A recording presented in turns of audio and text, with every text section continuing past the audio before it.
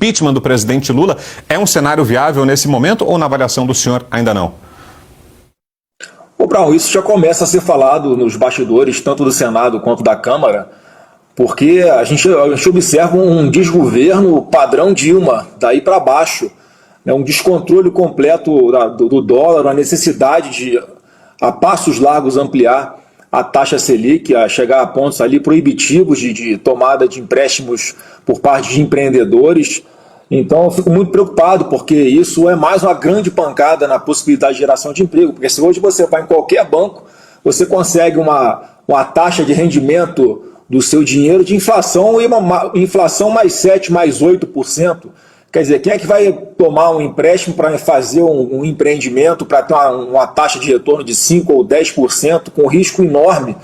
Então, a gente percebe ali o país engessado e um completo negacionismo por parte do governo de tomar medidas que, de fato, apontem para um equilíbrio fiscal, uma redução drástica nas despesas. Pelo contrário, ele aumenta, por exemplo, o que está sendo gasto com publicidade para poder tentar manter uma opinião pública um pouquinho manipulada, como se estivesse enxergando pontos positivos nesse governo. Então a gente não percebe, por parte do Lula, nenhuma postura de quem, primeiro, vai reconhecer que está no caminho errado, né? E segundo, de que vai fazer alguma coisa para retomar o rumo do nosso país.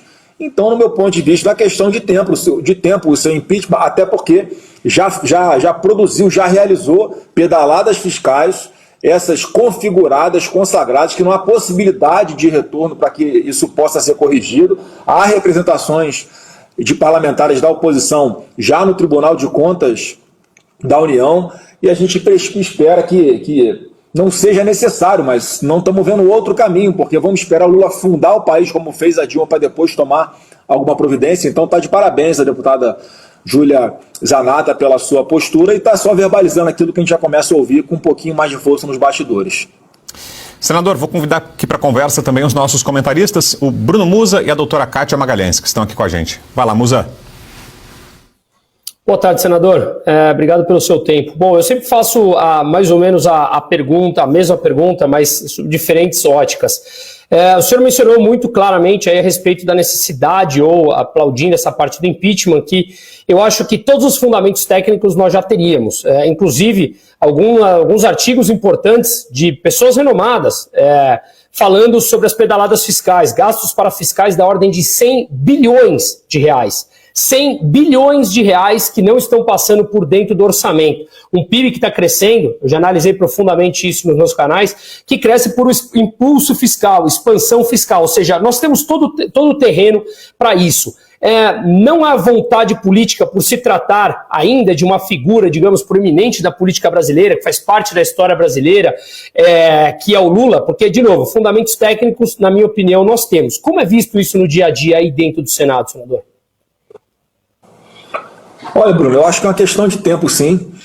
E conforme o quadro vai se agravando e a tendência é essa, aumenta-se a pressão. E óbvio que tem que haver o fator político, né? Por que não há impeachment de ministro do Supremo? Porque, pelo menos por enquanto, esse papel caberia ao Senado, já que também está claramente configurado o infringimento a artigos da lei de impeachment por parte de ministros do Supremo, de atuação político-partidária, não se declarar impedido, quando ele, por obrigação, por lei, teria que se declarar impedido em processos que ele está atuando.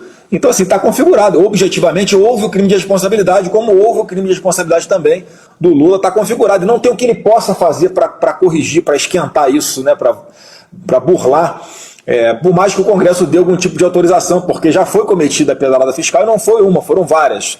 Em várias áreas, inclusive. Então, o que está faltando, sim, é esse componente político.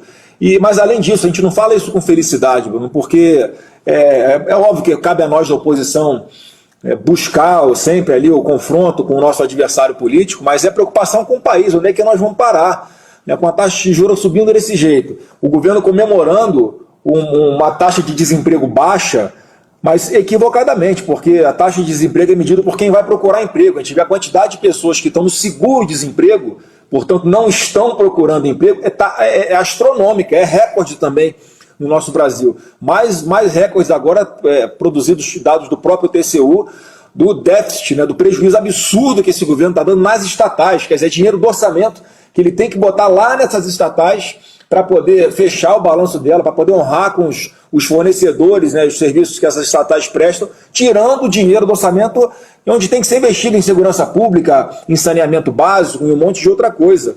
Então está faltando por enquanto, mas parece que o caldeirão vai ganhando corpo, porque ninguém percebe nenhuma reação racional por parte do governo, mais uma vez, sempre negando, é um negacionismo absurdo. Eles preferem manter uma narrativa mentirosa, abastecer grande parte da mídia com bilhões de reais para tentar sustentar uma imagem positiva do governo, e o país derretendo, afastando investidores, e a gente não consegue, né, ter nenhuma expectativa de que esse cenário vai mudar. Então, muito preocupante.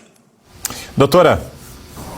Boa tarde, senador. Falando um pouco de judiciário, ao longo desse ano, durante um programa de entrevistas, o senhor havia se manifestado contrariamente ao impeachment do ministro Alexandre de Moraes. E, na época, o senhor havia dito que confiava na possibilidade de autocontenção do Supremo.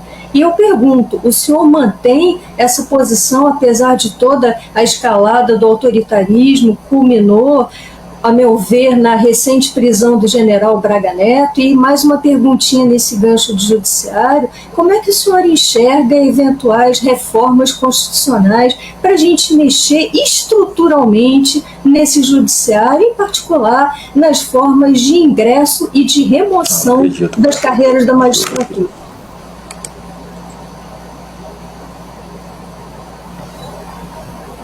Oi. Está nos ouvindo, senador? Oi, voltou agora. Eu ouvi só até a parte da segunda perguntinha que ela ia começar a fazer. Pode repetir, doutora? Claro, a segunda pergunta diz respeito à forma como o senhor encara, se o senhor é simpático a eventuais reformas constitucionais, PECs, para